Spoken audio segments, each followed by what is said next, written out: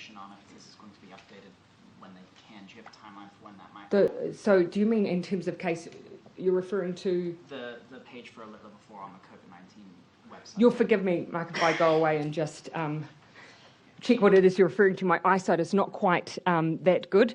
But as I have indicated today on the podium, those are the principles we expect everyone to follow. They are very much in keeping with what we did last year.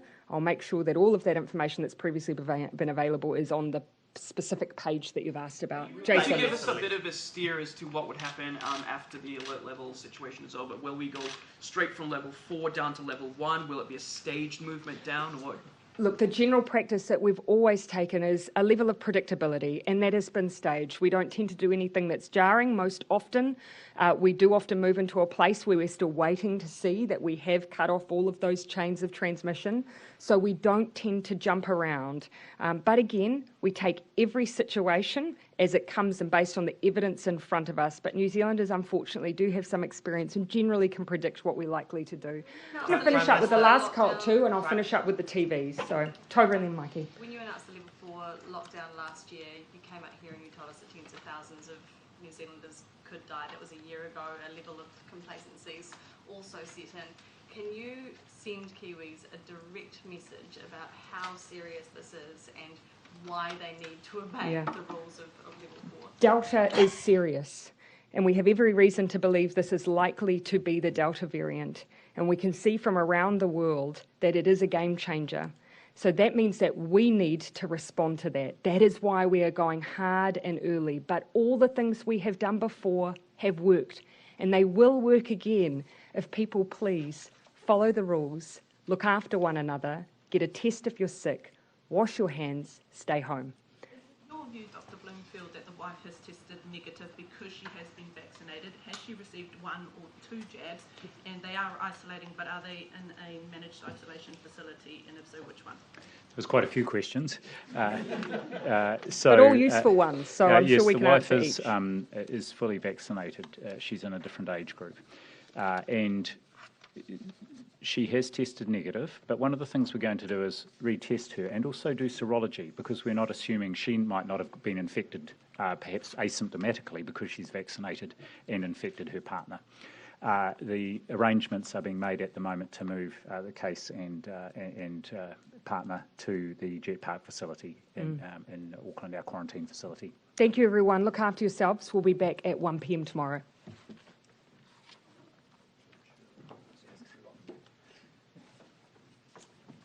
Kia ora koutou katoa. As the Prime Minister said, I'm going to give you a brief update around the economic support responses, and I'm also in a position to give a brief update on the grid emergency notice that was issued earlier today by Transpower as well. We know that from our recent experience that the best economic response continues to be a strong health response. What that's meant for New Zealand is that we have had our economy recover significantly faster than many other countries in the world. Our GDP has returned to pre-COVID levels. Employment is up, unemployment is down. Businesses and export growth continue to be strong. In comparison to the rest of the world, our strong public health response has led to a strong economic response. And we will apply similar principles now to deal with the uncertainty that we are facing. We know we can do this, we've done this before, and we can do it again. Therefore, in terms of our economic responses, in consultation with the Minister of Social Development, the Honourable Carmel Sepuloni, we are going to trigger the income support mechanisms that we have. The Prime Minister has indicated to you just shortly before this that Auckland is likely to be in Alert Level 4 for 7 days. It is 7 days that triggers the wage subsidy scheme, and in order to give certainty to our businesses and our workers, that is what we will be doing. Eligible employers anywhere in the country can apply for the wage subsidy scheme if they expect a loss of 40% of revenue as a result of the alert level increase. I want to note that the wage subsidy rates have been increased to reflect increases in wage costs since the scheme was first used in March 2020. Businesses will be eligible for $600 per week per full-time equivalent employee and $359 per week per part-time employee. The wage subsidy scheme will be paid as a 2-week lump sum, and otherwise core settings for the scheme will remain the same as they have previously, and we'll put out more details on all of this tomorrow. I'm sure you can understand we've made this decision rapidly today. Also, eligible businesses anywhere in the country can apply for the resurgence support payment. So this is the payment that applies whatever alert levels increases we see if they incur a loss of 30% of revenue as a result of that alert level increase. To remind you, the resurgence support payment is worth up to $1,500 per employee plus $400 up to a max. Sorry, it's worth $1,500 plus $400 per full-time employee up to a maximum of 50 full-time employees. So this was the scheme that we had in place with the recent Wellington alert level change. It is different from the wage subsidy scheme. It does not have to be applied directly towards wages. This can be used for other costs that businesses have. Therefore, businesses are able to avail themselves of both the wage subsidy scheme and the resurgent support scheme. Businesses will be able to apply for the wage subsidy scheme at the Work and Income website and the resurgent support scheme at the Inland Revenue website. At this stage, we'll be looking to open applications for the wage subsidy support scheme from Friday, this Friday, the 20th of August, and we expect payments would normally be able to reach applicants within 3 days of applying. Inland Revenue is working to open the resurgent support payment for applications as soon as possible, but likely early next week. Can I just note at this point our thanks to, again, the staff at the Ministry of Social Development in particular and Inland Revenue. They have done a magnificent job in dealing with these schemes in the past, and they are ready to go to get things going, but obviously it does take a few days to set things up, and that's the process that we're moving into now. I also want to note, of course, that the Leave Support Scheme and the Short-Term Absence Scheme, both which are designed for people who either have COVID or have had to take time off in order to get test results, are both still in operation and still available for people to be able to access. As I said, we'll have more information over the next 24 hours on some of the detail of that, but we wanted to provide certainty today to people so that they know. I will just talk about the grid emergency notice if you like, and then we'll come to questions on the income support measures. So as most of you will be aware, Transpower issued a grid emergency notice this evening. This was as a result of a conductor wire falling from a tower around State Highway 7 in the Wicker Pass area in North Canterbury. I want to note there's no indication that anyone was harmed when this occurred. What this has meant is that it has triggered the need for that notice. Clearly, those of you who will be aware of the significant contribution South Island Power makes to the powering of the North Island, it means that this reduced almost by half the amount of power that was able to come across the Cook Strait cable.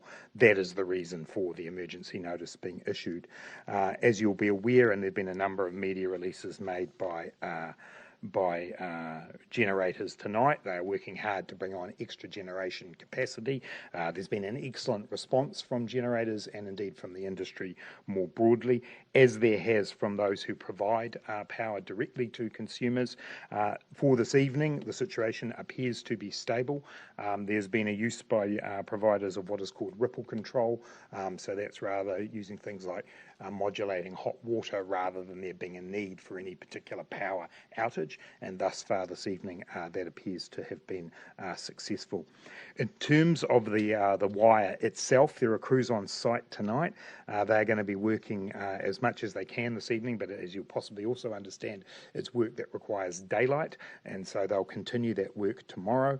At this stage, the advice I have is they are confident that they'll be able to get that back up and running fully within the next 48 hours, hopefully earlier than that, but within the next 48 hours.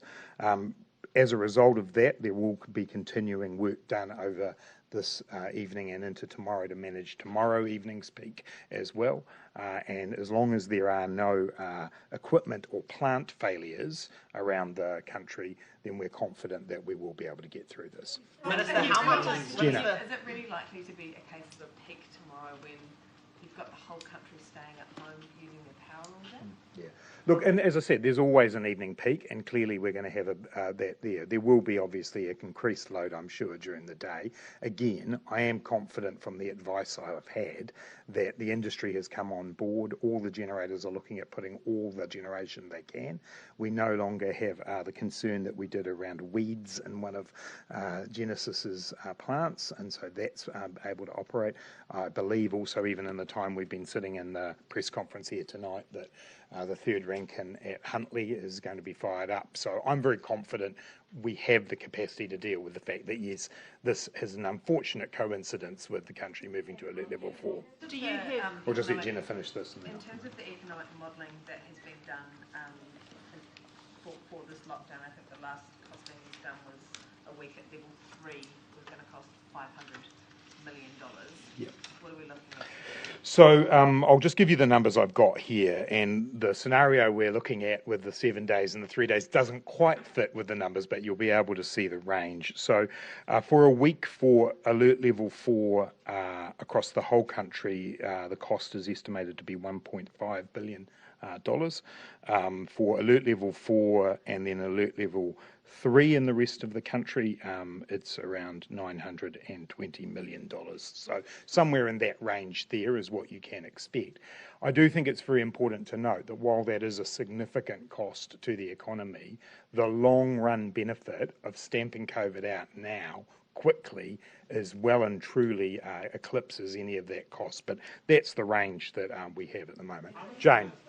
You've got $5 billion left in the COVID fund. On these figures, you would have wriggle room, but how much, when it gets extended, are you going to start to run into problems and have to go and borrow more? How long is it going to last? Yeah, well, I've given that's the economic cost to the country. That's not the cost of the scheme per se, and obviously the cost of the scheme per se depends on how many people apply for it.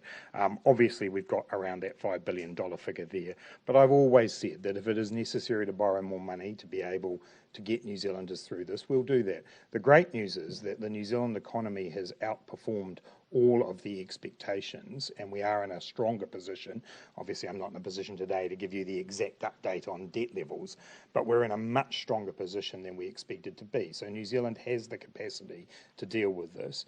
We know that this approach worked for us last time. The wage subsidy scheme worked for us last time. We now also have the resurgence support payment, and I'm confident it'll do so again. So Jason. So are these figures just the straight economic loss, so you then have to add on the cost of any wage subsidy, any resurgence payments on top of these? Well, it depends what you want to measure, but that's the modelling that tells us that's the output that's lost in the economy. It's not quite comparable to then, because not all of that comes to the government, so it's not quite a comparable number in terms of saying you have to add it together. But that's not the cost of the wage subsidy scheme, that's the cost of the loss of output. Jason. Could you give us an indication about what this decision today means for the OCR review tomorrow? Is that still going to go ahead, or is that on hold? I spoke to the Reserve Bank Governor earlier this evening and got an indication from him that they will go ahead with their announcement tomorrow, but I imagine given the alert level change, that's likely not to be an in-person announcement, but you'd need to ask him about that. Given the fact, there were a lot of economists forecasting a bit of a rate rise. This puts a spanner in the work. Have you given any advice? I know statutory independence, that sort of jazz, but is there any sort of guidance that you've given the governor in terms of economic... It's not my place to give the governor guidance on those matters. Bernard, yep. Did the government consider putting the wage subsidy across the entire country rather than just for Auckland? It is available across the entire country. So the change that we made last year when we reassessed the wage subsidy scheme is that no matter where an alert level rises to alert level 3 or 4, the wage subsidy is available across the country. What you have to demonstrate is that the alert level increase has caused the 40% reduction in revenue. Are there plans for further impress supply if you need to go to Parliament for the authority to borrow? There definitely won't be a need for that. If you recall, I can't recall the exact number in the impress supply bill that we did the other day, but it was a significant amount of money, and we always, as we say there, it's not a target, it's a limit, and we certainly gave ourselves sufficient space within that. Sorry, yes, we'll come down the front. Have you considered considered industry-specific payments? So, for instance, like hospitality, there's going to be a lot of food wastage coming out, especially in Wellington right now. But being Wellington, like a lot of restaurants are putting on specific events that are only running for this week. Have you considered any sort of reimbursement for the wastage that's going to go? No, look, we haven't. Obviously, this has been a very rapid set of decisions. One of the reasons we brought in place the resurgence support payment was a recognition for businesses that that immediate alert level change can have an effect on the business. So that's really what that's designed for. That can give, and I'm thinking of some of those hospitality businesses in Wellington, they know all about it because they recently accessed it. They can give up to $21,000 to a business. So that is our way of dealing with that issue. Back on the call to grant the Wallabies an economic exemption, was that the right call? I believe it was, and I don't think you can make a linkage between this and that particularly. Would you have any concerns if interest rates did go up? And I guess the cooling effect that would have on top of this current COVID situation? As I say, it's not my practice, as you know, to comment on those matters. What I would say is that it's the job of the Reserve Bank to look to the medium term. As you know, that's exactly what they're asked to do. They've had throughout COVID-19 had to balance short-term issues with medium and long-term objectives, and I'm sure you'll hear more from the Reserve Bank about that tomorrow. Just take a couple more. Is it your assumption that you will be borrowing more money for this? At this stage, we don't need to. So, in terms of what's likely, in terms of what was outlined tonight, the 7 days in the Auckland area, 3 days in the rest of the country, we wouldn't need to. We've got more than enough money set aside. Bear in mind that while we've got the money left over in the COVID response fund, we also have allocations for example, business support that have not been used. So the famous business finance guarantee scheme that I've stood on this podium and talked about a few times wasn't used to the extent that we expected it. So there's actually money left from earlier on that we haven't spent as well as the money we'd set aside. So no, at this point, I don't believe that's a realistic prospect. We would have to be in a period of level 4 for a long time for that to be an issue. Bernard? Would you what would you say to those businesses thinking of taking the resurgence payment and the wage subsidy, and whether they should pay it back immediately if this is only short term and they're okay?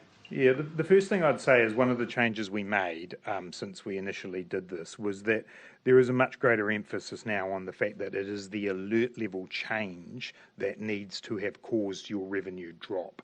And that, following on from the report of the Auditor General and others, we will, there will be more pursuit of whether or not that is an accurate statement to be made. I repeat what I said in the very early days of standing up here. If you make a statutory declaration to that effect and it is not true and you knew it wasn't true, that is fraud. And so that message is clear. I think what we've seen, bear in mind we had August as well, and then we had February, August last year, and then we had February this year. We've got a bit more experience, and we see that the take-up is not as high as businesses do take that time. Bear in mind also the resurgence support payment caps out for firms at 50 FTEs. Did you happen to... Sorry, just to Jason. clarify the resurgence support payment, I'm sorry if you're already going over this, but does that require the 40%?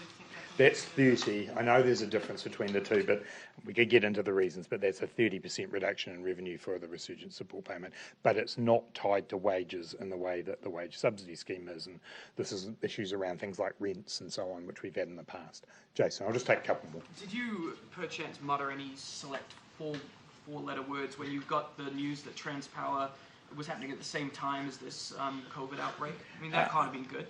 There might have been more than one four-letter word uttered at that point. It is an unhappy coincidence. But again, as I noted, I think that partly in light of what occurred last week, for a different, this is a very specific set of reasons around a particular cable going down in the South Island. I think the response has been good from what I've read tonight, from all parts of the sector, from generators, from industry, from retailers. And so, I'm optimistic that we're in a strong position here, but quite clearly not the coincidence we were looking for this evening.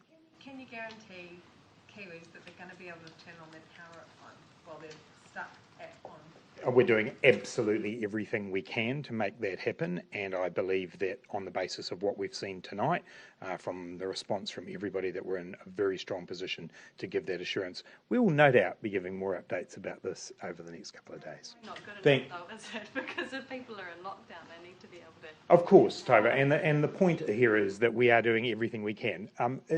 We lost a wire on a very important pole in the South Island that was not expected.